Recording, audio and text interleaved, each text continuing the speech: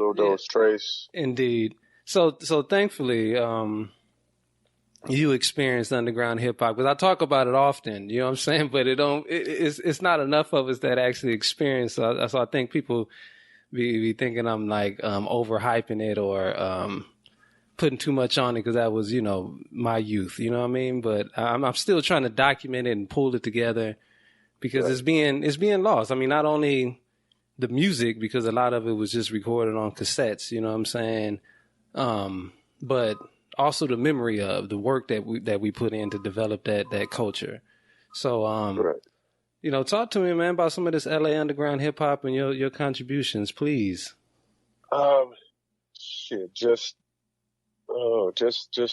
being a part of the hip hop community, the hip hop universe is in any capacity it's a blessing. I know it's saved so many people's lives.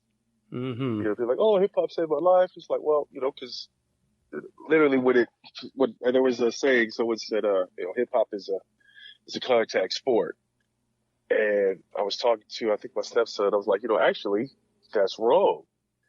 Hip hop was an alternative to these contact sports, you know, that you had in, I guess, in the Bronx and other places in New York. They had their gangs, and this was their outlet. They're like, you know what? Let's stop killing each other, and let's still have competition. But this way, you can go home to your family, and we can do this again every week or whatever. Exactly. You know, and it actually is an alternative to a contact sport or blood sport. You know, but it's let's see. My first introduction to hip hop was driving north on Crenshaw just before you get to Rodeo. Planet Rock came on the radio. Okay. No, not Planet Rock. I'm sorry. Rappers are like, you know, the first. Okay, yeah. Our first more so ever on the radio. I was like, wow. And this is when you didn't have to wear the seatbelt when you know, of course, when you're a kid. You know, so I'm sitting in the back in the middle. You know, I think my dad was driving, my mom was riding shotgun. So when you're that little, you just want to be close to both your parents. So you got your head between their shoulders, and you just listen to the radio. Just like that goes on. It's like, and I noticed their reaction. They were like, they looked at each other and looked at the radio, heads bobbing. And I was just like, wow, what is this? Because everything else was either Rolls Royce or Parliament Funkadelic, just everything. Oh, yeah. I mean, that's at the time it was top 40, too. Like, we were listening to everything. The elders listened to everything as well. It wasn't that... Right. Yeah. And it could be Foreigner or something. You know, it could be anything. But that came on, it was just like, wow. And it's like, wow, this is totally different. But I didn't think about doing it until... I didn't even think doing it, but just like actually tried it until I was in maybe like 10th, 11th grade, started writing actual raps. Oh, okay. Because I started writing poetry in 6th grade. And I don't know, it was I had Mr. Swindell, because I went to Highland Elementary. I kind of remember that name, Swindell. He was a substitute teacher because, remember Mrs. Brown? I don't know Miss Brown. I remember Miss Norway and Miss Norwood and Mr. Ellis and Miss Francois. Yeah. But I don't remember Miss Brown. Well, go ahead. I didn't know you went to Highland. That's deep, man. Oh yeah, Betty Stewart was the principal. Yes, she was. Yeah, forever. Betty, no disrespect. With that wooden paddle. With the they had the paddle in play. Yes, they did. Yeah, and it was reasons like that. That's why we didn't have no damn school shootings back in the day. Well, we'll get into that topic later. But it was just, it was Mr. Swindell. He said, okay, write a story or essay or whatever about your hero. It was like, okay, everybody's like, okay, yeah, Dr. J, Michael Jackson, Dr. J, Michael Jackson. You could hear the clamoring in the classroom. You know, everybody saying what they're going to do. Like, damn, well, I don't want to do what everybody else is doing. So I went home and I was thinking, I was like, oh, like, I'm worried about my mom. Wow. It was like, you know, because it was just me and my mom. I know she was doing everything. Yeah, know? That's right. So, you know, your mom's always your first hero if it's just if you come in a single mother parent, single mother, single female mother household, it's your dad if it's both, or it could be your mom if it's both. Either way, it goes any kind of way. But that was my hero. I saw her busting her butt. She was a fun person. So I don't even remember what I wrote, but I just wrote it. But the teacher was like, "Oh, it has to be oral." It was like, wow. So I was scared. So get up there and I start reading it. And my head is down, my chin is in my chest. I'm reading it, and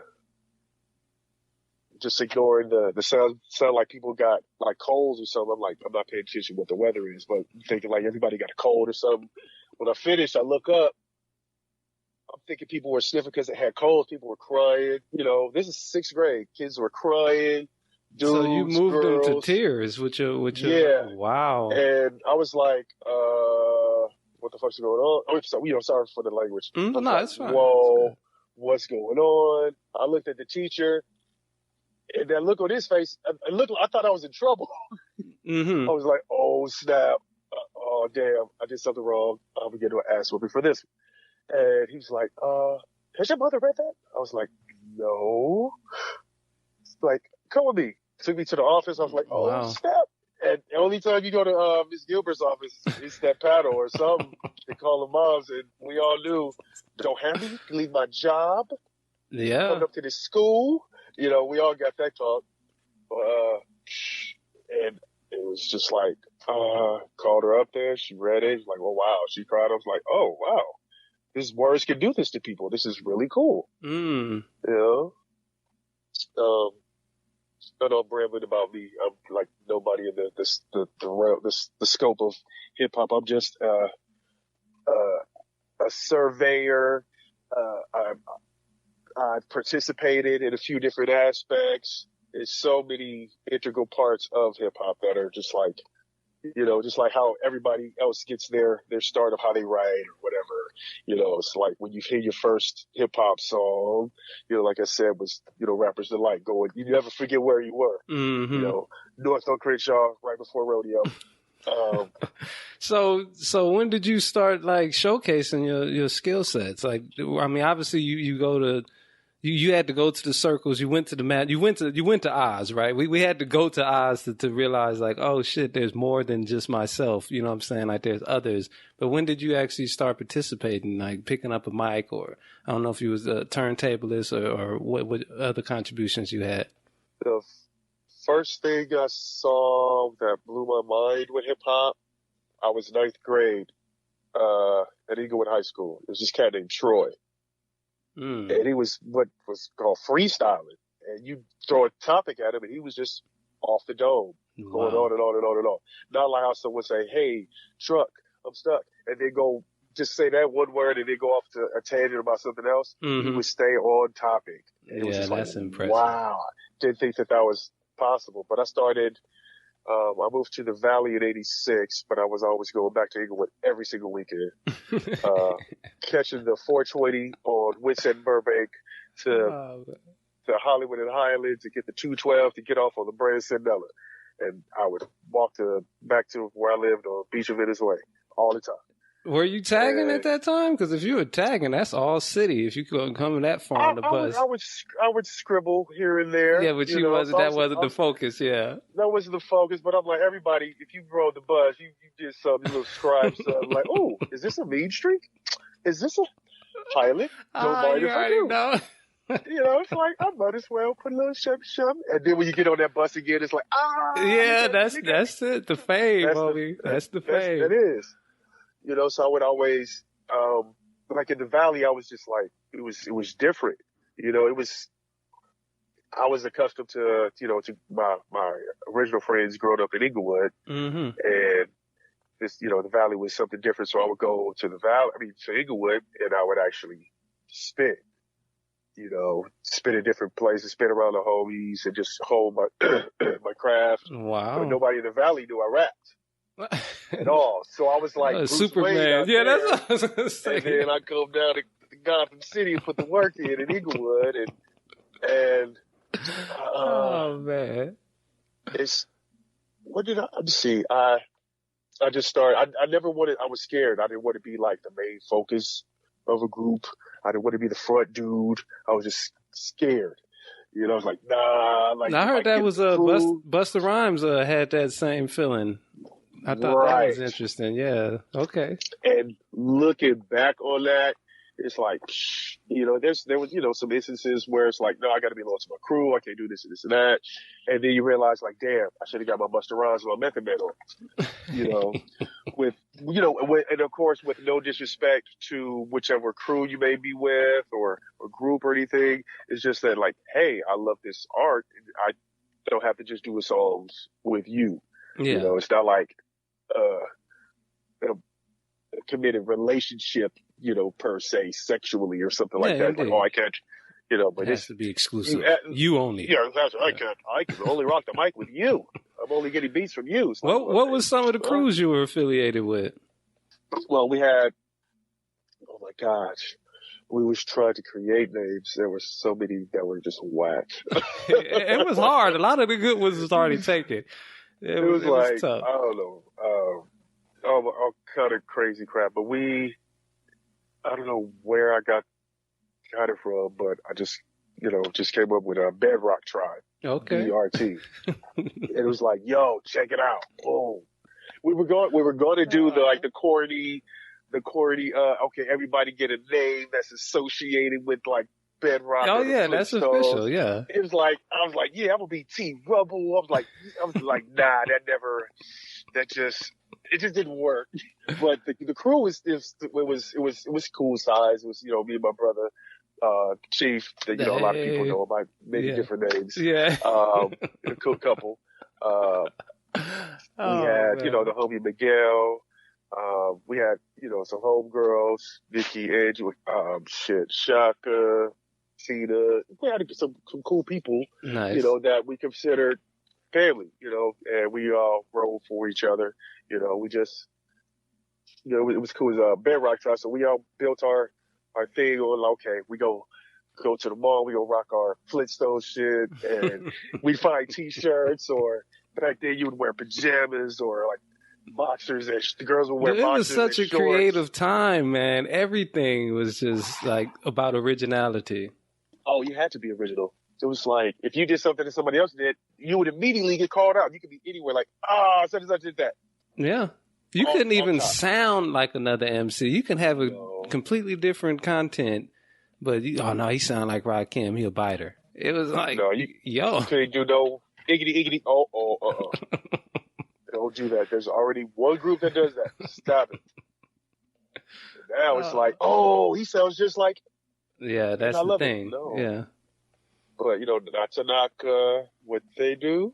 That's their thing. But our thing was, you know, it had to be different. And then you had to travel far and wide, too. It was no internet. So you had to actually find that exclusive color or that, you know what I'm saying, that retro, whatever, that thrift shop find. Like, you had to, like, be in your uncle's closet, like, damn, you want this? Like, this would look fly. Like, you would have to find things. Now you can just do an eBay search and come up with something. You know what I'm saying? Rare. See, and the thing is, like, it was called, what we call going on missions. Mm-hmm. You know, you would just find spots. And see, since, like I said, I moved to the Valley in 86. And so I would go to different, you know, I was like, what is this? Val Surf. I'd go to surf shops. Yeah. And still to this day, you know, when I got older, my boys were like, man, you shop like a bitch. I'm like, all right. But then when you see me, like, oh, where'd you get that? I'm like, because I'll go somewhere and I'm like, I'll look at the racks. I'm like, because I know sometimes if you don't have the money for something, you put that size in a different area. Yeah. So you go, so I'll go through, I'm flipping through, like, like, and I always put outfits together in my head or whatnot. So I'm like, okay, cool, this and this and that. So I would get like the suede Chuckos, the Vans, and I get like a shirt from Val Surf or some cool hip hop like jeans or hip hop shirt. I'm like, I would just mix it up. Yeah, because surfwear was the original skatewear before they started sponsoring skaters. That was, you had to TNS, I think, was that one company, and they had Town and Country. Yeah, there it is. Yeah, TNC. Yep. Yeah.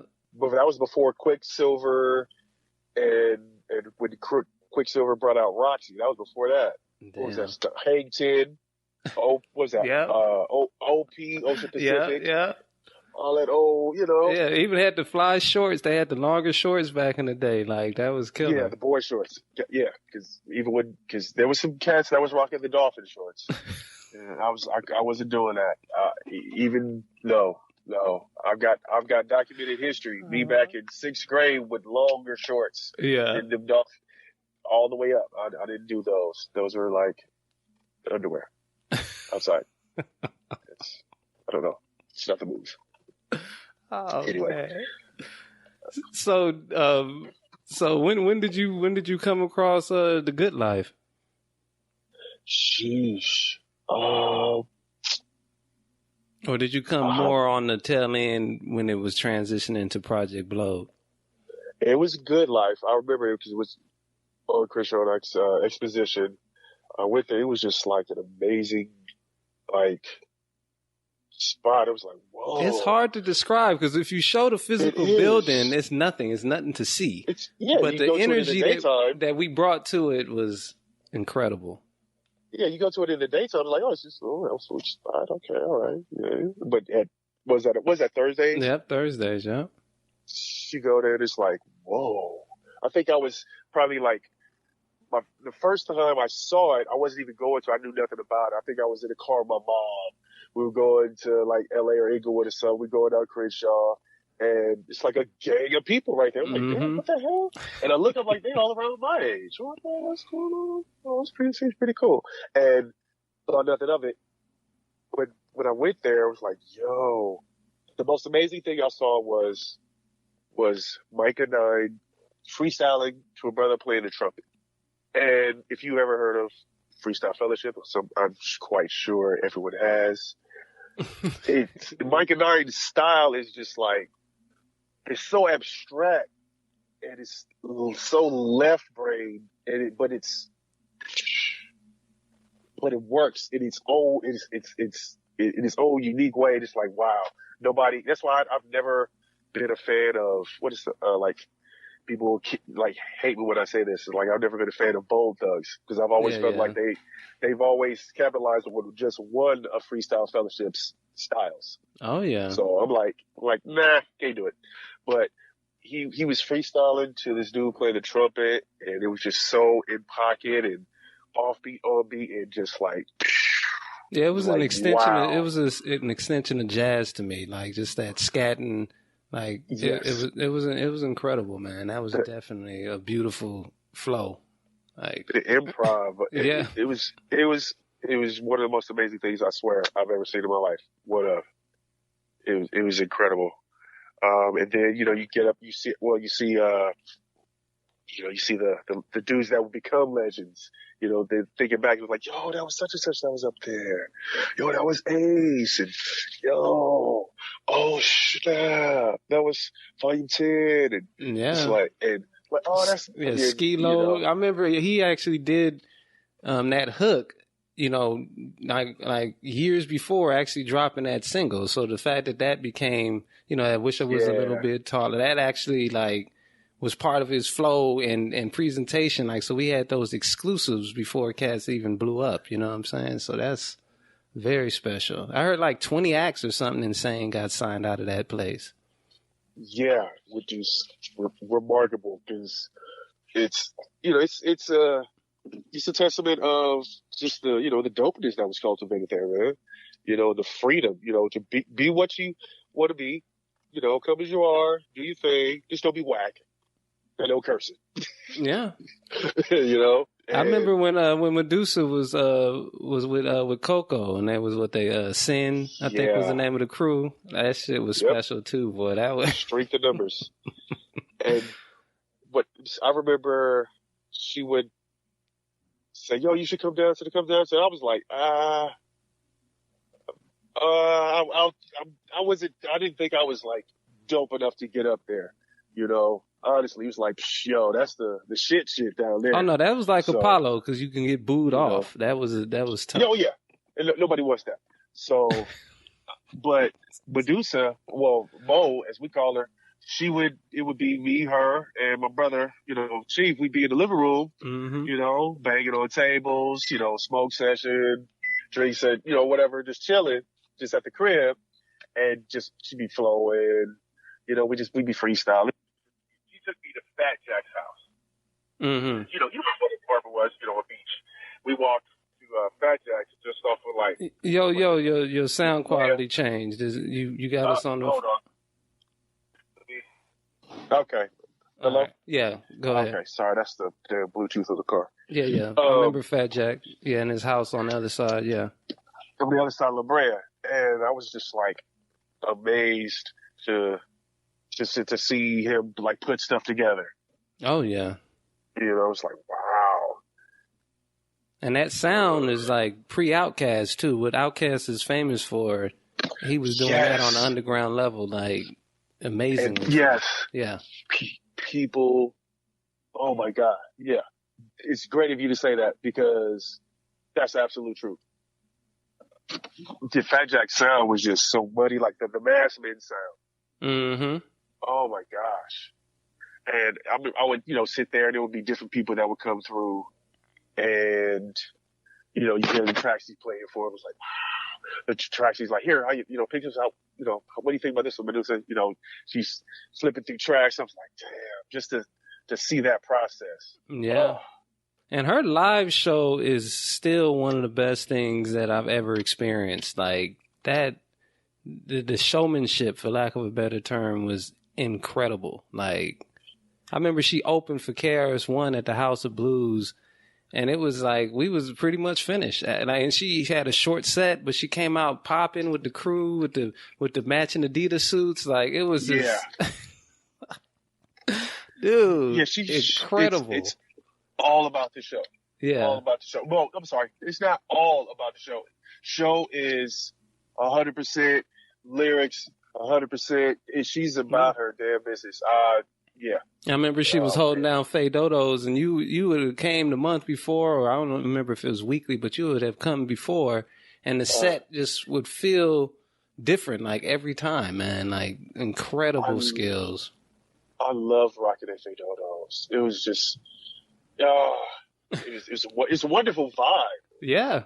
It's such an ill vibe. And I remember one of my highlights, we get up there and my thing was, let's always make sure, when you put your set list together, that you want to knock out the bangers. Mm-hmm. Put the ones that folks just are going to love, make sure they enjoyed it. Because the more the crowd is enjoying it, I'm enjoying it. So we going to feed off each other tonight when I'm on the stage. Oh, yeah. But I got off, and we outside. Mike and I was like, yo, man, that shit was dope. I was like, what? Wow. That shit, I was like, hey, signed off, by Vet. That's it right there.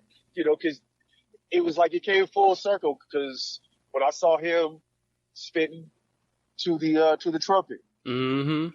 So did you ever get on the mic at Project Blowed, or you just? I'm not Project Blowed, but at the Good Life. Good Life, no. Project Blowed, I did a few times. Yeah. Yeah. Never got moved. No. That's right. Oh, but because before I started doing that, my homegirl, Kiki, who was the Oracle, J Doe, she was with, oh my God, how can I'm forgetting their name, the name of the group. They're going to kill me. But Oracle, Katie Cole, Brady Kane, G Sweet, their crew. The Five Footers? No, System. Way before them. But Oracle was my brother's girlfriend. Okay. And she was she was a hustler, she was a finagler, she was a grinder, she was 100% great person. So she had this thing where, remember the public access TV stations? Yes. Yes. I was getting up there, getting tracks from different people and rapping on public access. Wow.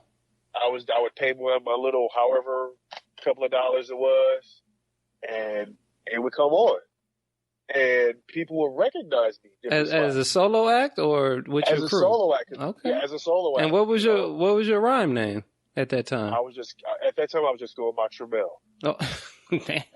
That was just it. I was like, you know Yeah, what? so you predated all these Kendrick Lamars and all that. They're just going to use my name. Like, what's up? That can be said. That can be said. Yeah.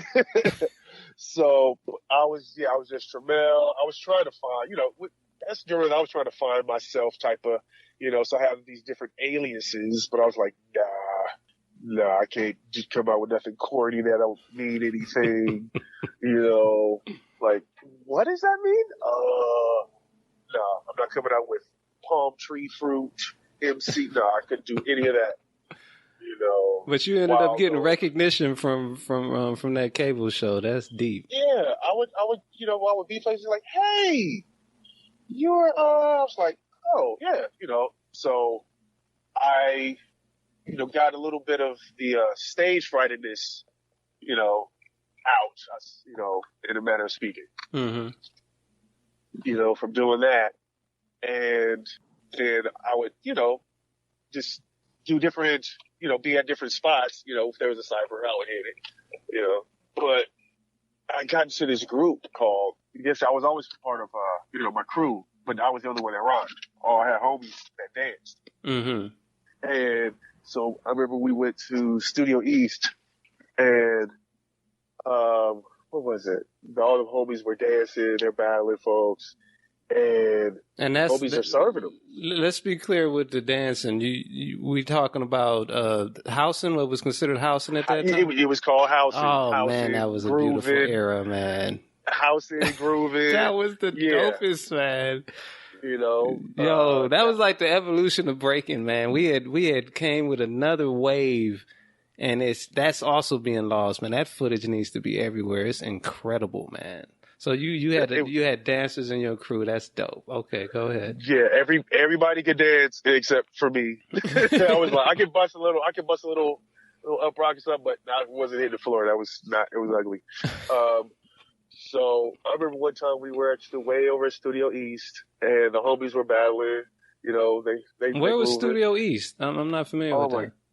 It was like damn near El Segundo. Oh, okay. It was I forget the actual name of the building, but I've been like looking at like some gang documentaries and noticed that there have been people killed there. Oh, so it all makes sense. But when I get to the end of this part right here, it's like, mm-hmm. Oh, okay. We get there, the dudes are, the homies are dancing, they battle and whatnot, and I'm the Lord MC of the crew, so they're like, okay, hey, we want to spit.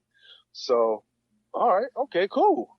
Now you talk my language, so I'm get up there, I'm spitting. And this dude, he goes down, and the next one comes up. He goes down. And this is freestyling, or you spitting some written? I always would go freestyle. Wow. I would never do written. That was just always my thing. It's like that because I never wanted to get caught out there. And this is way back then. I never wanted to be seen rhyming somewhere and go somewhere else, and somebody can finish my line because they heard me spit that before. You know what I'm saying? Yeah. I was not having that. So it was like wherever I was, it was freestyle. You was getting it. So 1, 2, 3, 4 dudes go down, and they're like, yo, I want to battle him. I was like, you want to dance? That's them over there. But you want to spit? I'm right here. Wow. They're like, I want to battle him. I want to spit against him. Like, no. Spitting is right here. This is this section. Dancing is over there. Man. It was a beautiful thing. I loved it. So you said at the end of this story, what happens with this studio place? Y'all get into a confrontation? Yeah, because they weren't happy being defeated. They were not pleased with the outcome of their evening in their own backyard. Yeah. So hey, this is back when, oh my gosh, what was this like? Rainbows, Majestics, different dance crews. Oh my gosh, it was just enormous.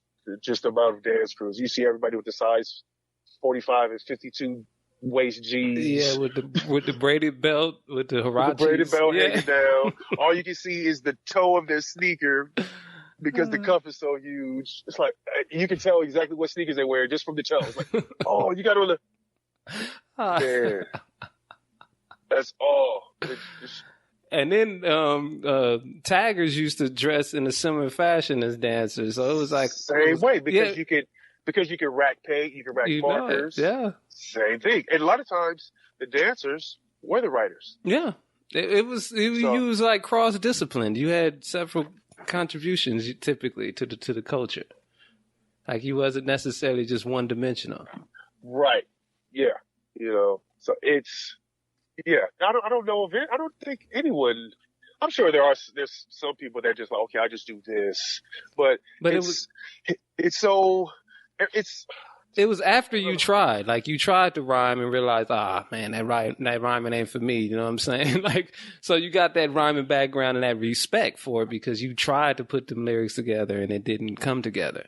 So you had that respect. You tried to break dance and it didn't come together. You had that respect. You know what I mean? So. Well, I tried to DJ. I just like, damn, my rhythm was off on that. It's like, but I could put some mixes together, but I could transform real excellent. But it was just like other stuff. It's like, yeah, no. I can pick some songs. I can make it a dope ass playlist. That's going to happen. But manually doing it, nah. But spitting, that was a win. I was doing that. Writing, spitting, oh yeah. I was winning on that. So what was that show you did? You said you opened for was it Freestyle Fellowship you ended up opening for, or? Yes, back in '99 when Jupiter got out of jail. After their debut album, because during their debut album, I guess they got locked up. And that's a killer album too, by the way. Yeah, man. My joint is Shammies. Yeah, mine's is People in the Park. I don't know, Park People. Oh, that's Park Bench People. Yeah, man. Killed that. Dude, that's the park bench. Oh my god! What? Dude, I'm telling you, that's special, man. That shit is. I can't listen to groups that sound like other groups. Mm-hmm. I just can't do that. I feel like disrespect to the culture, but that's just me. Freestyle Fellowship.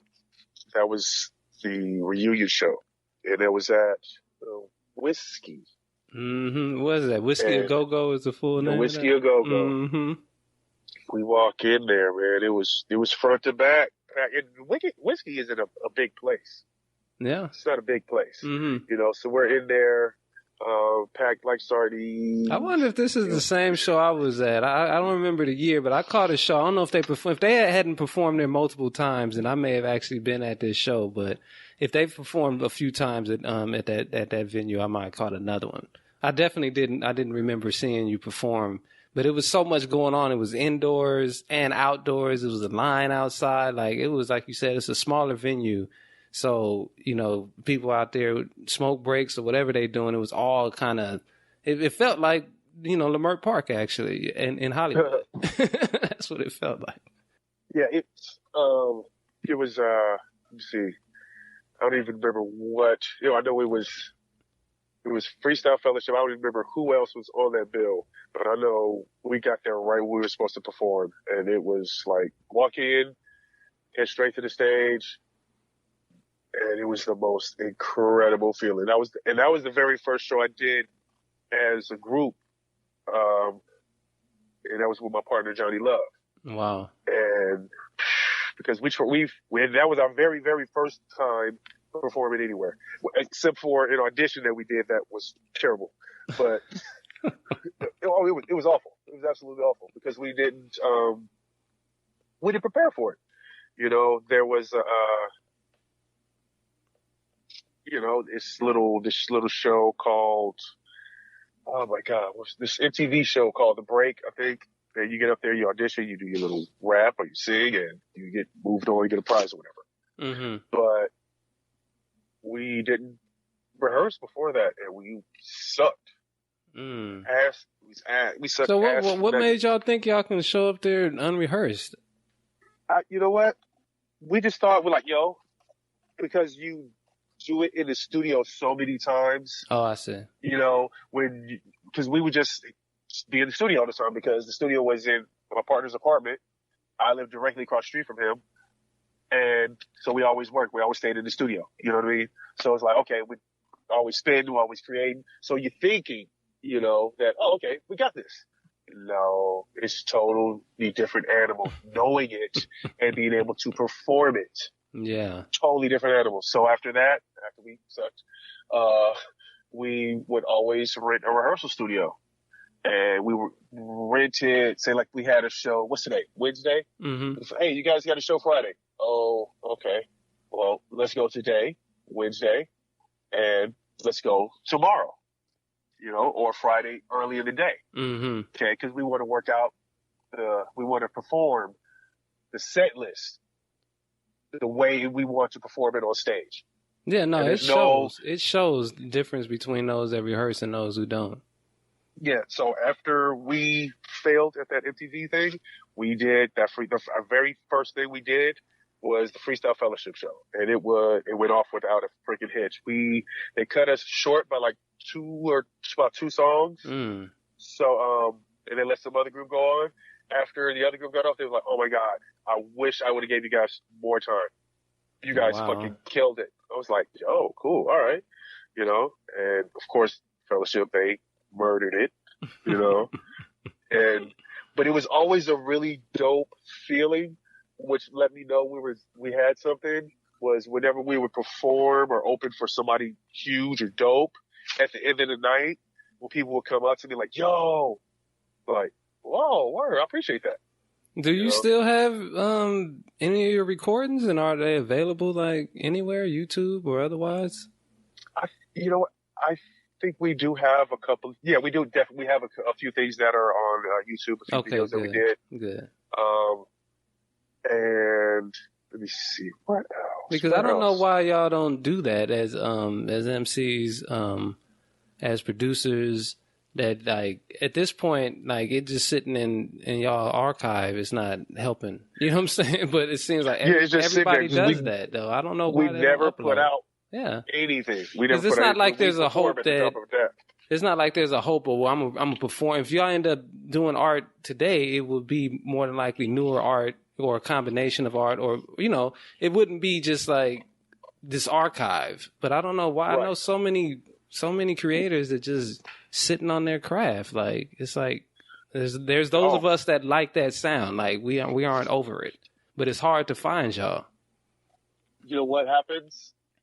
We get older. We either get married or we get a bill that needs to get paid. So then we get a job that needs to get worked. So this bill that needs to get paid can get paid. And time, it's because when you're entrenched in the craft, like, okay, I'm all about my art. Mm-hmm. Boom. 24 hours a day, 7 days a week. Okay, I can make a little bit of time for some intimacy with my girl. Mm-hmm. Okay, I can make a little bit of time for my job or whatever. But when you got like, not only your girl, you got this kid, you got that kid, you got this bill, that bill, it's like, the priorities get maneuvered around. And sometimes we need to treat our craft as priority. That's why when you see people that like, hey man, I just grind. I thank my girl, I thank my this, my that for sticking it with me, while I went through this process. Sometimes it's like, well, you can either do this or that. Yeah. And it's like, that's what happens to a lot of people. Well, I hope that at some point, more and more creators upload their history. It's at this point, just to round out the story, because it's just being lost. That's all. It's like, people be like, Project Blow, what? Like, you know what I'm saying? I wouldn't be opposed to that. That would be dope. That would be dope. It's something that I also think that is really dope, that should happen, that anyone that puts out a hip hop album, post 76, 77 or whatever, should have DJ Kool Herc as executive producer. Off top. The Grand Wizard Theodore. Off top. You know what I mean? Just like the pioneers, the Grandmaster Cast. Off top. The pioneers should have something, just for doing what they did to create all these people's livelihoods. Yeah, but I agree. That's just me. Oh man. So how far did y'all get to like were y'all chasing a record deal at that time, or y'all were good with the underground fame, or how the did it work? mountaintop. Oh my gosh, it was a wacky ride. We were trying to get, record deal. Mm-hmm. We even had a manager one time. Like I said, our manager is the one who hooked us up with that MTV little shot. Had us taking pictures, getting headshots, and all this cool stuff. And that relationship, it fizzled. It was only for about a year or whatever. But we would just continuously do shows, because we love performing, Nice. make some more music. Okay, let's do some more shows. Make some more music. Let's do some more shows. Then the catalog kept getting larger and larger. And we were approached by what is it called? What was called, it was like an internet label, right? Mm. It was which is now just like digital distribution. Wow. Early on. This was 97, 98, somewhere around there. Yeah, about somewhere around there. But 97, 98. And it was just like, I was like, differences of opinion. I was like, yeah, we should do this. We should do that. And it's like, but it was something new back then. Yeah, I remember Public. Like, oh yeah, Public Enemy had was pushing an early digital package, and people thought they fell off. Right. They were trying to have ownership of their craft, and people thought they fell off. Man, it was a lot of misconceptions. Y'all not selling any records. Yeah. And a lot of people still have that misconception that, oh, you're not platinum, you're not driving the Bentley, you didn't make it. I promise you, Medusa is not poor. I promise you, Freestyle Fellowship is not poor. They tour the earth. Mm-hmm.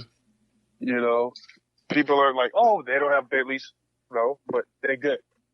Yeah, they're living off their craft. How can the planet? Yeah. My hat is tipped to them forever. Now, would you consider LA Underground your home, or was there also a scene in the Valley that doesn't get enough shine? Oh, there's definitely a scene in the Valley. Definitely back then, because like I said, I was going to high school. I started going to high school in the Valley in '86. So about 87, 88, I had a homeboy named Jazz, and he's the person who inspired me to say, you know what, I can do it. Maybe about 11th grade. He had a couple of raps. He had this one rap called Legendary. Mm-hmm. And it was phenomenal. It was a timepiece where it's like you felt like you were around like King Arthur and dragons and wizards and knights. It just took you there. It was just so visual. Wow. It was just like, wow. And so his cousin actually wrote his first rap for him. And he still has it to this day. He was like, cause I read him a rap that I wrote. He's like, you lying. You didn't write this. My homeboy Mike Wilson. He's like, you lying. You didn't write this. I'm like, dude, I did. So I read him something else. He was like, man, that is, I was like, oh, word? Okay, cool. So this was now about 87, 88-ish, somewhere around there when I was in high school. And oh my gosh, yeah, Jazz got me inspired to write. And then I started writing more, for his brother. So you did some ghostwriting back in the day when it was ghostwriting for nothing came of it. Yeah, but still yeah. Hey, that was taboo, boy, big time then. Well, because it felt kind of cool to put myself in the character of another person. So it was kind of fun. Yeah, it was a challenge. And everybody knew that Easy didn't write his rhymes. Yeah. So it was kind of like that. I mean, a lot of people didn't write their rhymes, ultimately, but we didn't know at the time. Yeah. Right. And with that, and my boys, they had a little harder edge. So I'll write a little gangster to them, so people didn't really expect gangsters to write their stuff anyway. It's like, this is me. I'm whore. All right, homie, write that rap for me. Yeah. But, not like that was the scenario, but, stereotypically speaking, of course. But I heard about this dude like J-Ro. I heard about the Alcoholics way back then. Mm-hmm. Because of a buddy of mine, Too Much, rest in peace. His first cousin, J-Ro. And he was like, "Oh, my cousin," and everybody knew somebody that rapped. And they're like, yeah, all right, cool. Nope, yeah, whatever. Then we had this, the homeboy Terry, he was back then, he was rapping. He's like, okay, you cool, he all right. But Terry ended up becoming Juice, MC Juice, as in MC Juice that destroyed him in it. Oh, the freestyle. Yeah. Wow. Yeah, that's the homie Terry. Yeah, I went to high school with him in the Valley. Damn, I didn't know that. So, I didn't know he was from out this way. I thought he was always associated with like Chicago or something for some reason. Yeah, we're the same because we were both born in Chicago, but we grew up here. Okay. In Southern California. That's like brother from Jurassic 5. This is crazy how small the world is. Charlie Tuna. Mm-hmm. Dope MC voice. Dope MC. We lived in the same building in Chicago. Our grandmothers knew each other. But we didn't know that until like years later. So he's in a group with my homeboy that I also went to high school with, DJ Newmark. So everybody went to the same high school. It was that's a MC powerful Juice. high school there. Yeah, Grant in the Valley, 13,000 Oxnard Street. See, you had Bum Rush Productions, which was DJ Burt Blackerack, which is the homie Amani. DJ Newmark, who was in this is way before Jurassic 5 and the Drop the Mic show and all that stuff. Mm-hmm. Who else? Homie Obama, rest in peace. You had G Down. I'm forgetting somebody else there, but you had their crew was doing all the parties in the Valley. So whenever there was a party, there was always little DJ crews here and there, but this was the crew. Wow. I saw Newmark doing tricks, washing his face and mixing at the same time, just crazy stuff back then. Yeah. High school. Damn. High school. Yeah. So they were doing all the parties, and so it was a lovely hip hop environment because, like I said, my boy Jazz, we were the crew together, but he was the only one to rap, and another one of his homeboys, the Real Deal crew.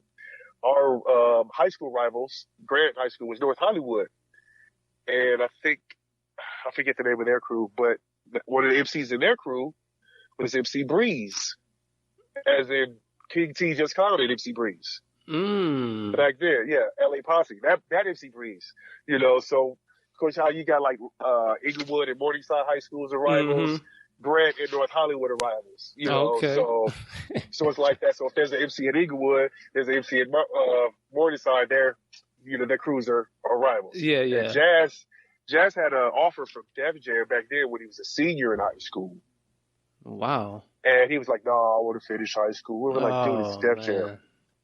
Def Jam. This is back in '88. Yeah. It's like, it's Def Jam. I want to finish school. And, but so the crews in the Valley were really dope because Alcoholics, a lot of people don't know, came from the Valley because J-Ro's from Pacoima. King T, even though he's from Compton, he spent a lot of time in Pacoima. Wow. I'm Inglewood to the heart, but I was born in Chicago. First moved to LA. We lived in the jungles in like 75, 76, 77. Moved to Inglewood in 79. But Inglewood has always been like my mecca, my home. Mm-hmm. Even though I moved to the Valley in 86, I would always go right back to Inglewood. Always. Yeah. So the Valley has so many. So was it a particular venue that you can remember that was hella popular, or did the parties just move around so much that it was no necessarily? There was this spot called McRed's in the Valley that we used to rock at regularly. Oh my God, it was amazing. Where was it? In North Hollywood, and it would see a whole bunch of different crews from the valleys, and it was just amazing. It was like us, the whole 6 man Gnome. So let me ask you one thing before we close it out, good brother. How do you feel about like NWA and gangster rap itself, like being the face of West Coast hip hop and or rap? That's, it's just because of commercial success. Mm-hmm. Because people that are from here know better. They know that, they know NWA was not the first group that was rocking on the West Coast. It was a lot of that stuff that Dr. Dre was doing early, and Uncle Jam's Army.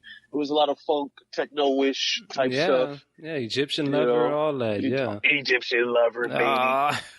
Egypt. Come on. It was with the popping. You got to have the pop locking with that. That shit is killer. Got to. I remember, who was that? Petey Wack and some other people were pop locking. You know it, yeah. It was 6th grade at Highland. It was a day that they put on this little show. They had on the Dickie suits and the white gloves, and it was just like, oh yeah. Wow. Fats used to pop too. I remember Fats. Right. Yeah. So you went to school with Petey Wack. That's interesting, man. Yeah, he is. Yeah, he's a year older than me. Yeah, because he went to prison early and forever. It seemed like that's like. Yeah, he got locked up many moons ago.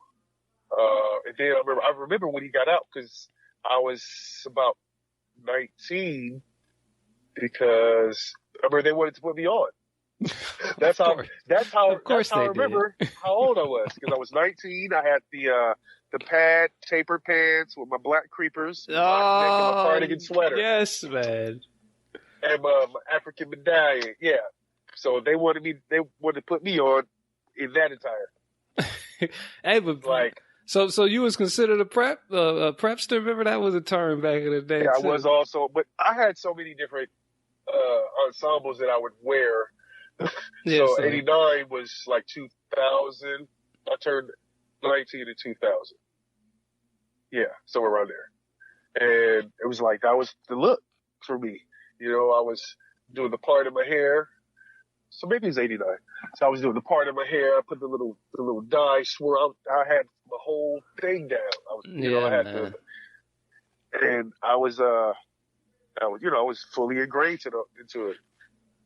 And they wanted you to come on board, huh? That's hilarious. Yeah, because when I moved to the Valley in '86, my best friend, my brother, Chief, he was pretty much, because we were always together, always. So he was there pretty much by himself, and that thing was like, oh, your big homie ain't here now. And so it was either roll with him or get rolled on. Yeah. So he's like, okay, I'll roll with you. And it's like, it wasn't for him, it's not for anybody. Yeah, actually, this is true. This is true. I think one of the times that I went down there, I wanted to check on him, make sure he was all right. And so I'm hanging out with him, which is also hanging out with them. But these are dudes I went to elementary school with, so I'm, yes. And plus I'm cardigan, plaid, tapered, creepers. Yeah, but somehow you're still gang affiliated. That's so crazy how that works. Right. So I'm like, they're familiar, comfortable with me because we would go to Dockweiler Beach and or to the lagoon off of Jefferson and, drink disgusting Cisco or, stuff like that. Go to Rogers Park and drink. I'm just thinking of it as like, hey, they ain't bad. They cool. They all right. Mm-hmm. They're just drinking buddies. Cool. One night, we're on Hyde Park at the apartment, and hey, let's put such relative on. And I'm looking around. I'm looking at my brother like, somebody else here? That's literally what I said. I said, somebody else here? Because I don't know what's going on. And had to get up. Like, okay, everybody get up, get out, go to the back. And it's like, look, it's not really my thing. I'll never forget. Who was it standing back? Oh, you want to beef my hood? I'm like, that's not it. I said, it's just really not my thing. Wow. Knocked me in the chest. I'm like, homie, we can take this outside. And I think he mistook that for, yeah, let's do this. Let's go back to the back and put me on.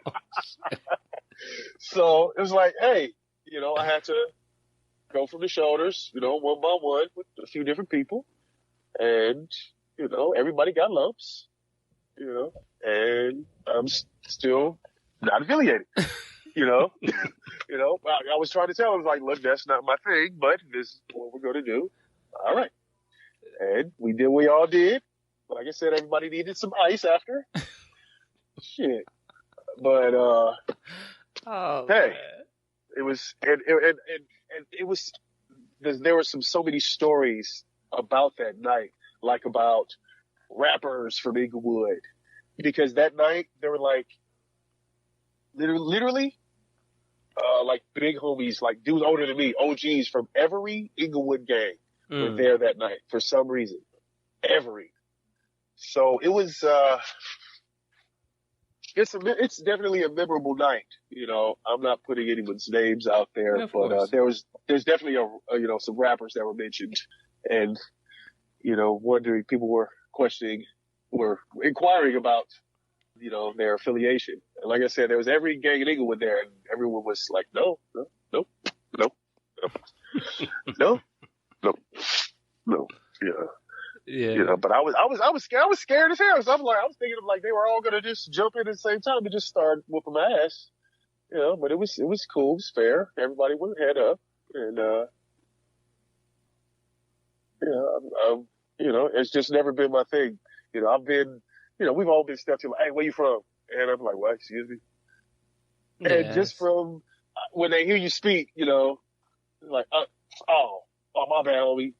But if you respond to them, what you say, homie? And they already know you're on that wavelength with this. However they want to go with it, it seems like you're with it. But it's like, excuse me, what? Mm-hmm. No, that's not my thing, bro.